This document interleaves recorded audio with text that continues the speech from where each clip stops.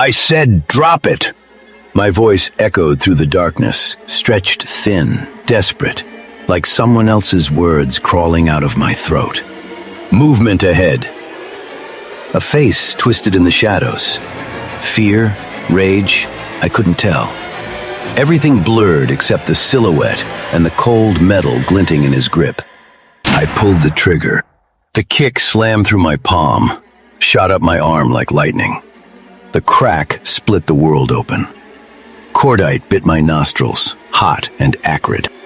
He dropped. And my hands, my blood-stained hands.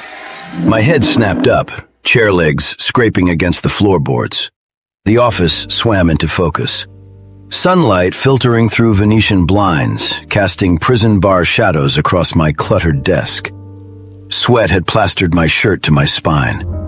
That dream again. The same nightmare riding shotgun in my skull for a year, never letting me forget. I rubbed my face with hands that didn't feel steady enough to belong to me, then reached for the rum bottle without looking.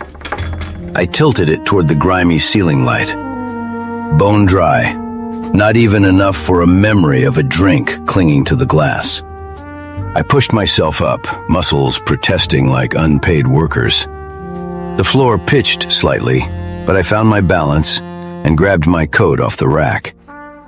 I needed something to drown out the gunshot still echoing in my head. The lock tumbled shut. The hallway smelled like boiled cabbage and floor wax that had given up 10 years ago. A single bulb buzzed overhead, flickering like it was tapping out a distress code.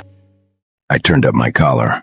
The radiator in the office had been dead since Tuesday, and the chill had followed me into the hall. Halfway to the stairs, I heard expensive heels striking the worn linoleum. Click, click, click. She rose out of the stairwell darkness like a vision the building had no business conjuring. A hat appeared first, wide brim, tilted at a dangerous angle. Then the devilish face beneath it.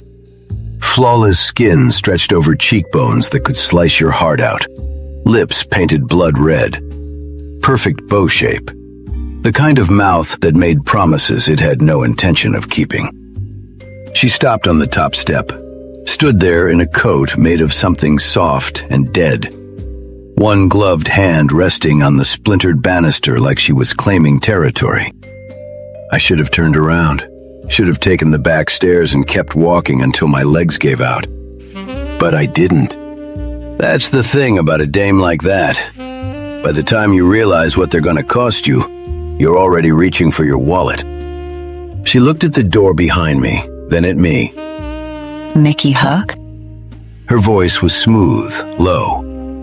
I've been called worse. I need to speak to you. It's urgent. The liquor store on Brookshire was whispering sweet nothings, and even though my flask was empty, my wallet was emptier. I fished the keys back out of my pocket. Lucky for you, I said, jamming the brass into the lock. You smell expensive, and I'm anything but.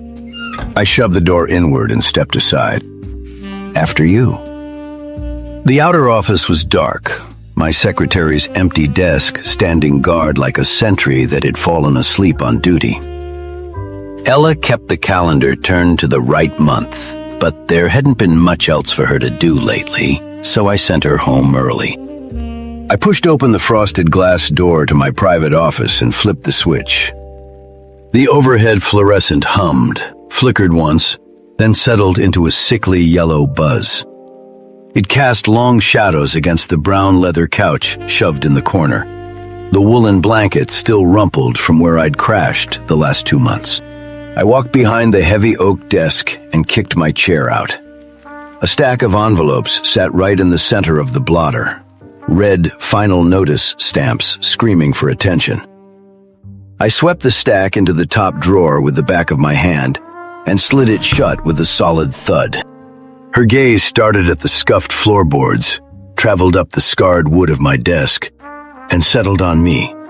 I nodded toward the visitor's seat. Take a seat. What seems to be the trouble, Miss... Mrs.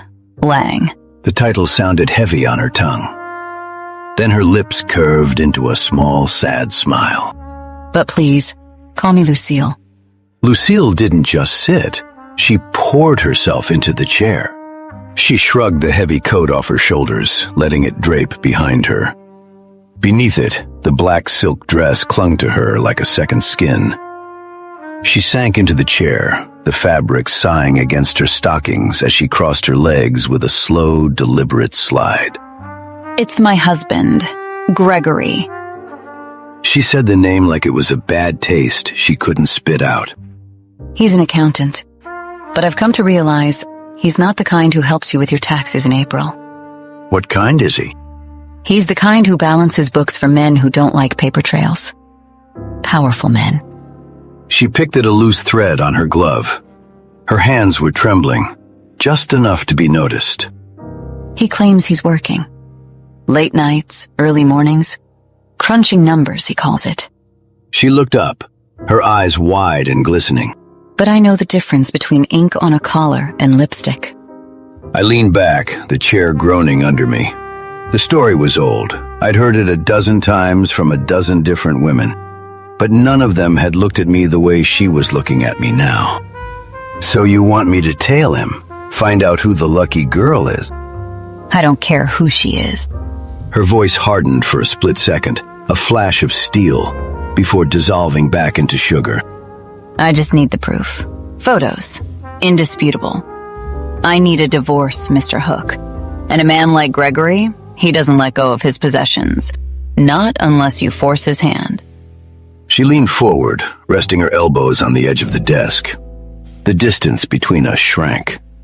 I could smell the rain in her hair now, mixed with that heady perfume. I tried to be the good wife. I sat by the window, kept the dinner warm until it turned to stone. She let out a breath that sounded like a confession. But it's hard being a woman in this city. Sitting in a big, empty house, waiting for a man who looks right through you. Her gaze drifted over my face, tracing the jawline, lingering on the scar above my eyebrow. I need someone who isn't afraid of him. I need a man who knows how to handle the dark. You look like the kind of man who's taken a hit or two and stayed standing. She paused, her eyes locking onto mine. I need a man like that, Mr. Hook. I need you. Her voice cracked on the last word and she looked away, a hand fluttering to her face to catch a tear. I never knew what to do with a crying woman. It always felt like I'd walked into the wrong room. I pushed my chair back, the wood scraping against the floorboards, and walked around the desk. I pulled a handkerchief from my breast pocket. Easy. Tears don't solve anything in this town. They just ruin the makeup. She took it, her fingers brushing against my palm, cool, soft, electric. She dabbed at her eyes, delicate and practiced. I'm sorry. I've been so scared for so long. She reached into her clutch and pulled out a cigarette case. It gleamed in the yellow light, heavy and expensive. She snapped it open and slid a slender cigarette between her lips, tilting her head back enough to expose the long, pale line of her throat. I struck a match against the side of the desk, the sulfur flaring sharp. I cupped the flame and held it out to her. She leaned in, the tip of the cigarette meeting the fire. She took a long, slow drag, her cheeks hollowing slightly. She never blinked. She never looked at the flame. She looked right at me. I held the light until the heat nipped at my fingertips, then shook it out. She exhaled slowly, a long, thin stream of gray smoke drifting between us. It curled around my head, binding me to her, pulling me into the fog she was spinning. Thank you, Mr. Hook. Call me Mickey. I stood there, matchbook in hand, feeling like a knight who'd been given a favor. I didn't know then that I was just the dog she'd whistled for. She flicked the ash into the tray on my desk, the movement sharp and precise. The smoke cleared enough for me to see the shift in her eyes. The tears were gone, replaced by something colder, something useful. He's at the Royal Inn. tonight. I raised an eyebrow. The Royal? That's a flea bag on the wrong side of the tracks. A little low rent for a man with your husband's connections, isn't it? I think it's part of the excitement for him. She leaned forward, the bitter edge cutting through her voice as the silk dress gaped open, offering a deliberate glimpse of what lay beneath. Room 401. I found out he's always in room 401. He told me he's on a budget committee meeting until midnight.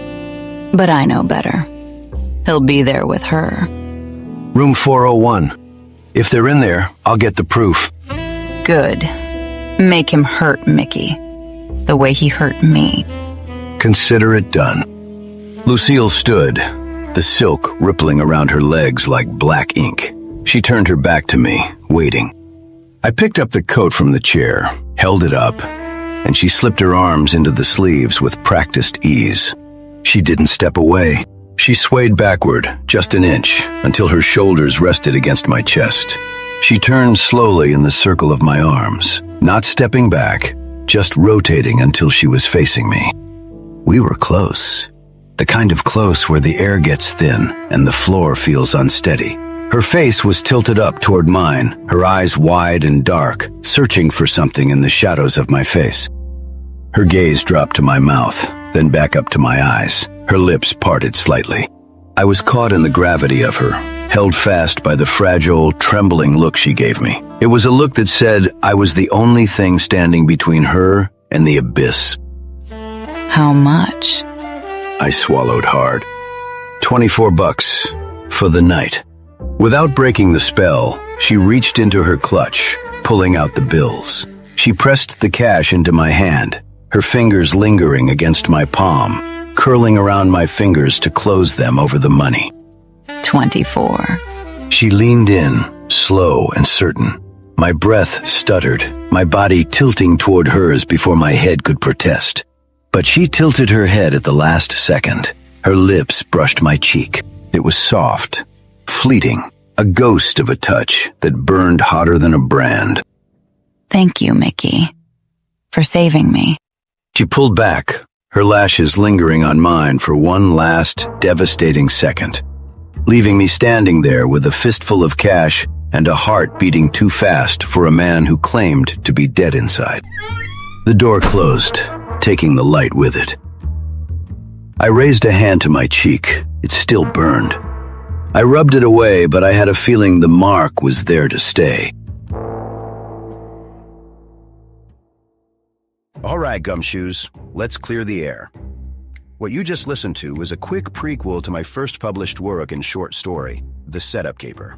Every detective needs that classic moment where a dangerous dame walks into his Fleabag office, and this job was my perfect opportunity. Originally, this file was kept locked up tight. I only handed it out as an exclusive bonus code tucked inside the Setup Caper. And the reason for that is because I started slipping a free download code for the Setup Caper at the start of the big case, my first novel, The Stolen Life Caper. But I figured it would make for an interesting listen. Now I need your 2 cents on what case file we open next. I'm torn between 2 jobs. Option 1, we start cracking into the heavy lifting with the first chapter of The Stolen Life Caper. It's 34 chapters of pure headache, and I'd be serving it up to you once a week. Think of it like those old movie serials from the golden days. You know the ones. They inspired guys like George Lucas to number his space pictures and give his adventuring archaeologist an endless supply of near getaways. The serials would end an episode with the hero hanging off a cliff, and the audience had to come back the next week to see if he lived. It's going to be just like waking up on a Saturday morning to watch cartoons, except now you're adults and life is mostly miserable. Option 2, I hold off on the big book and drop another short story on your desk first. This one's called The City Hall Fix. It shows exactly what happened to Alderman Parker after the Bulls peeled him off that hotel bed in The Stolen Life Caper. And it brings a brand new Femme Fatale into the picture, who's definitely going to be a highlight. Now, my novel The Stolen Life Caper actually came out first, so the City Hall Fix ain't exactly required reading. Normally, I only slip this story to the folks on my mailing list. Speaking of which, if you want the inside track, sign up for that list down below. I send out updates every week, and sometimes it includes new stories set in the Queen City Private Eye universe. In the emails, I spill the beans on the behind-the-scenes creation process, where the inspiration for these palookas came from, and give my quick reviews on whatever noir films I've been watching that week. I ain't exactly sure which route to take next for my next video, so I'm leaving it to you. Drop a comment below and tell me what you want. I don't usually ask for favors, but this job ain't exactly rolling in dough.